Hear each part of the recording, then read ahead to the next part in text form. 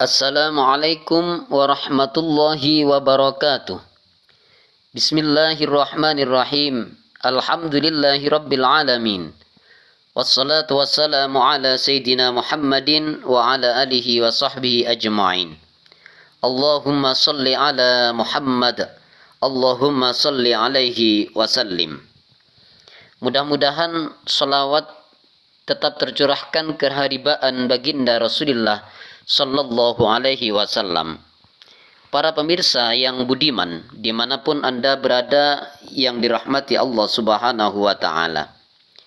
Di malam hari Jumat ini, marilah kita perbanyak baca solawat kepada Nabi, agar kita mendapatkan syafaat beliau kelak di hari kiamat. Sebagaimana sabda Rasulullah sallallahu alaihi wasallam, "Man shalla alayya yaumal jum'ati kuntu lahu syafi'an fil jannah." Barang siapa yang membaca salawat kepadaku di malam Jumat, maka kelak aku akan memberikan syafaat pertolongan di hari kiamat. Para pemirsa yang berbahagia, pada kali ini saya akan menceritakan satu hikayah yang diceritakan dari kitab Irsyadul Ibad halaman 62, di mana ada seorang pemakan riba kemudian meninggal dan wajahnya berubah menjadi bentuk keledai. Karena dia ahli membaca sholawat, maka apa yang terjadi? Mari kita simak hikayat berikut ini. Di zaman dulu ada seorang laki-laki memperbanyak bacaan sholawat selama berada di tempat-tempat manasik haji. Hanya bacaan sholawat yang ia perbanyak, hingga ada yang bertanya kepadanya, "Mengapa engkau tidak membaca zikir dan doa-doa yang pernah diajari Rasulullah Sallallahu Alaihi Wasallam saja? Doa-doa yang sudah masyhur di dalam haji. Kenapa kau harus memperbanyak membaca sholawat?" Lelaki itu kemudian menjelaskan alasannya. Ia mengaku sewaktu tiba di kota Basrah, ternyata orang tuanya yang juga hendak menunaikan haji bersamanya meninggal dunia. Namun betapa terkejutnya lelaki itu saat melihat wajah orang tuanya ketika kain kafan menutup jenazah dibuka. Wajah orang tuanya berubah seperti keledai. Melihat kenyataan yang menimpa orang tuanya ini, lelaki itu merasa sangat susah hingga akhirnya mengantuk dan tertidur. Di dalam tidurnya, lelaki itu bermimpi bertemu dengan Rasulullah Sallallahu Alaihi Wasallam.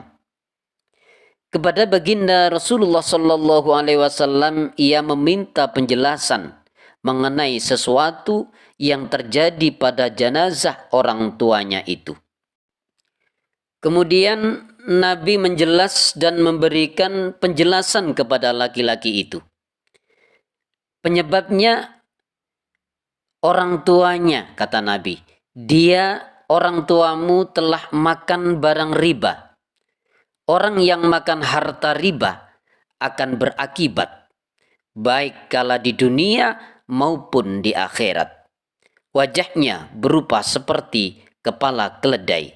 Ini penjelasan Rasulullah Sallallahu Alaihi Wasallam. Kata Nabi, hanya saja orang tuamu setiap hendak tidur malam, ia rutin membaca sholawat sebanyak 100 kali.